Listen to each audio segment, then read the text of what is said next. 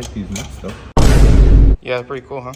Titanium. Are they? This is titanium. All that stuff is titanium. The throttle body bolts, titanium. Titanium, titanium, titanium, titanium, titanium.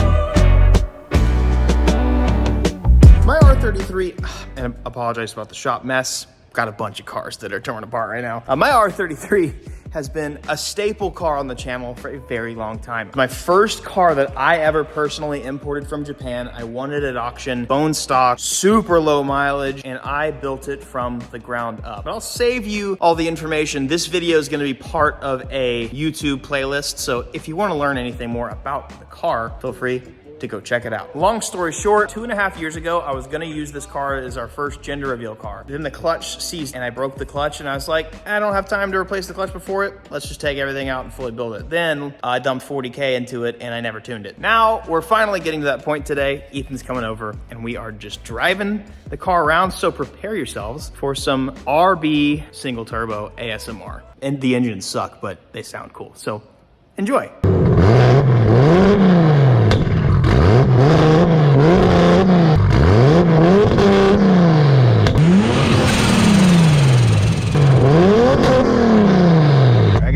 Just do a little, yeah, just normal normal cruise at first, yeah.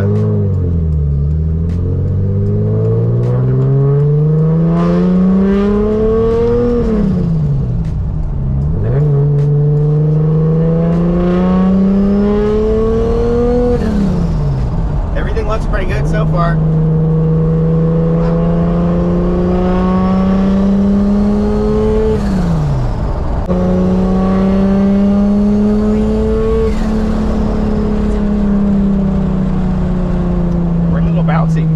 Yeah, wow. All good? Yeah, everything looks good. So like a half a little bit harder, yeah. I don't remember intending for that to be happening.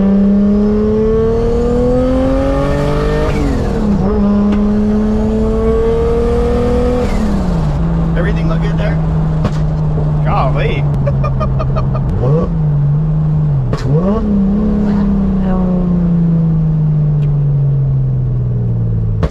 Golly. What is it doing? Let me pull up the ignition timing pad. I don't think we did anything of the sorts. No, there's no negative timing that I inserted for decel or anything like that.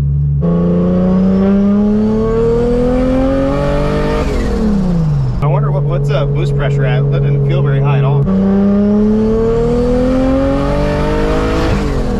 Yeah, it's like 10 pounds.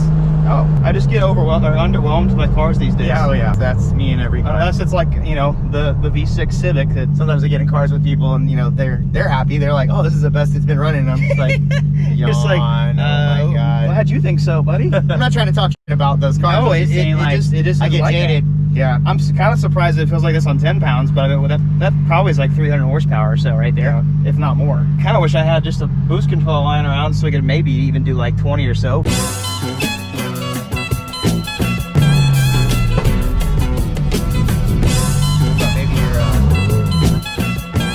It has a significant pop on decel that I am not attempting to induce. Otherwise, the car is driving well.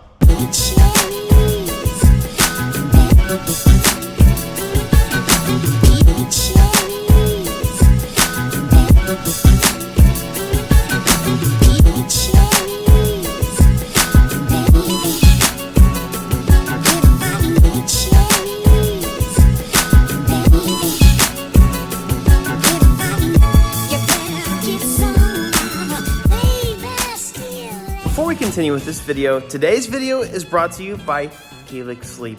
Helix is a brand that makes premium mattresses customized to you and conveniently shipped to your door. We've been using our Helix Moonlight Luxe for years now, and we absolutely love it. What's cool about Helix is they offer an online quiz, so you can find a mattress that is tailored to you and your sleep needs personally, because everybody's different. And depending on how you sleep, that can actually affect the type of mattress that you need. At my link that I've got, you can take a quiz. It's kind of fun to take, so I recommend you just take it anyways. It'll ask you some questions and it'll recommend a mattress based on your needs. The cool thing about them is if you're in the US, the mattress actually gets shipped to your door for free. It's super easy to set up. You unbox it, it poofs up by itself. Voila, you have a beautiful mattress. I will add that they are fiberglass free because apparently other brands do that.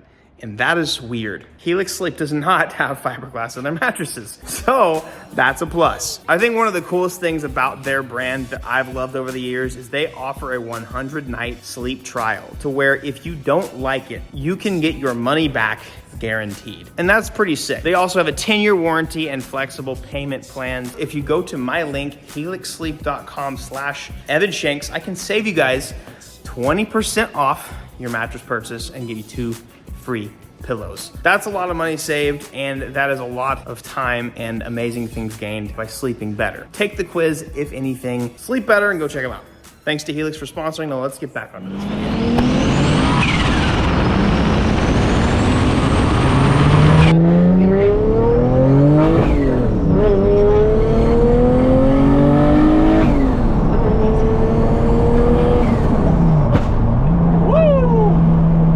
God dang! I need to calibrate. I forgot to do the TPS calibrate. I think what's happening is it's still thinking you're basically on partial throttle when you lift, and so it's not ever cutting fuel. Okay. So we have fuel that's getting burned at the decel. Oh God, that scares me every time. It is. That's frightening.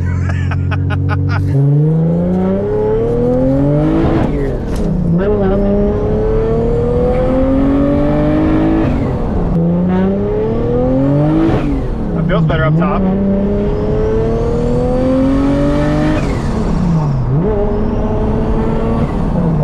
Still looks like it's ramping off to me. That is odd. Like it goes down where it's supposed to, like 11.0, and then if you can glance at it, you'll see it scale back up. Sure. Once we get above like 6,000 maybe. I mean, it does make sense with the cams. Because it is different cams, so it should extend its power band out, but gotcha. I don't know. I guess, yeah, how high can I rev now? I didn't even think about that. Yeah, I mean, you could definitely rev out pretty high, I think.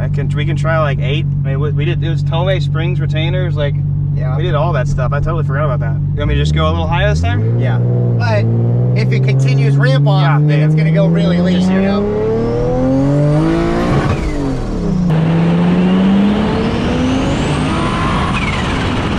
Try and do a little pull right here.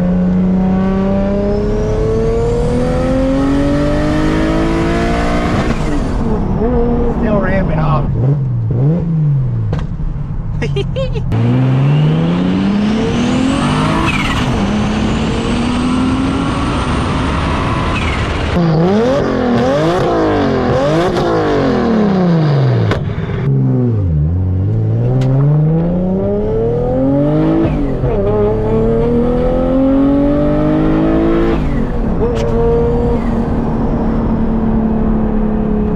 It's falling into a quite rich spot when you shift, so it's kind of chopping away some power. I was gonna say, yeah, when I'm in the next gear, it's like, oh, okay. Yeah, so we made it to the point where I'm now adding in extra fuel, and it's influencing that area which doesn't have a problem in the efforts to try to...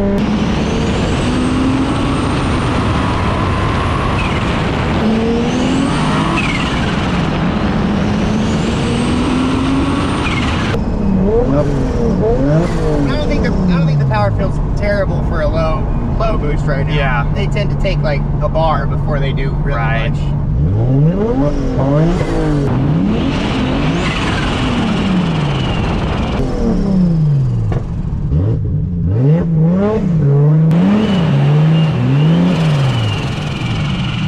Thank you, sir. I appreciate you coming out and doing that. All right, we're finished tuning. You guys know what that means. Time to air out, baby. Wait for it. The front's so satisfying. I forgot about that. Let's go.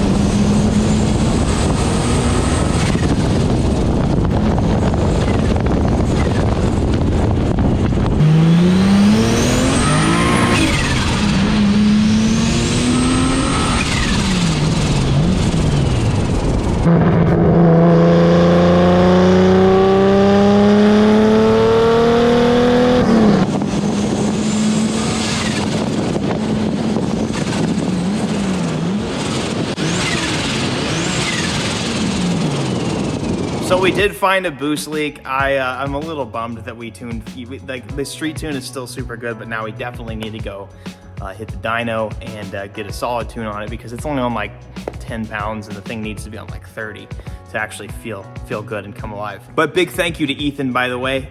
Huge shout out to Trackstar Motorworks. If you guys need a tune, hit him up. He's in Fort Worth, and I think he can even do e-tunes if you guys need it. So I'm gonna be honest with you guys. I've been torn on what to do with this car for a long time. I'm in a weird spot at the moment to where a lot of my priorities are kind of shifting in the car world, and it's just been really hard to justify having a car with this much cool stuff on it. Just because I've started wanting to pursue more functional uses out of my cars. Granted, this is probably one of the coolest cars I've ever built.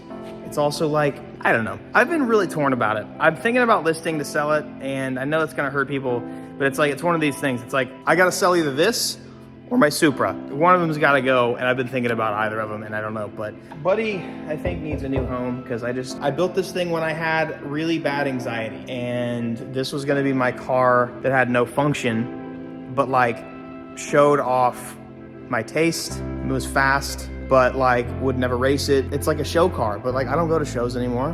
I don't do that. Like I race. I literally want to drive 24/7. That's why I got such a nice sim setup over there. It's like, I just want to drive all the time now. It's like, this car's not going to achieve that for me, but this car will bring somebody to SEMA, you know? It's like, honestly, I've been craving a fresh start, as you guys have seen and will see, even with whatever's in front of me at the moment. I want to say though, guys, you don't base your decisions in life around nostalgia. I don't know. Like, Stop doing everything that your heart feels. Not every decision in life is that your heart desires is going to lead you in a good direction. There's a lot of times we'll make decisions, and I'll just use the nostalgia as a particular example here, but like, you can't live like that. You can't live based on doing things that are sentimental for you. Sometimes you just gotta make a decision for yourself and or your family and move on.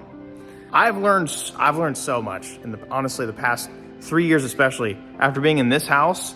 So much has happened in my life, good and bad, that I've been forced to learn so many lessons, and I've definitely learned to make decisions not just based on selfishness and things that are, you know, gonna affect me, but like also for others, those around me, my family, this and that. But anyways, yeah, didn't mean to end that on a negative note by any means. I've had honestly a hard time with a lot of my cars lately, and I've just been in such a pickle and just a weird pinch, and I've been thinking a lot. So I guess I'm just therapy. This is my therapy here. I'm sitting here like an artist that jots down his thoughts for a song. Like, sometimes my video is literally just me talking and saying things out loud so that you guys can hear them too, whether or not you like it.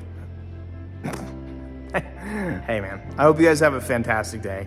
And I love you all from the bottom of my heart. If you want to support the channel, we got plenty of merchandise over there. 53supply.com. You can go there, grab some merch, and yeah, I don't know. Have a great day, and I'll see you guys next video. Peace.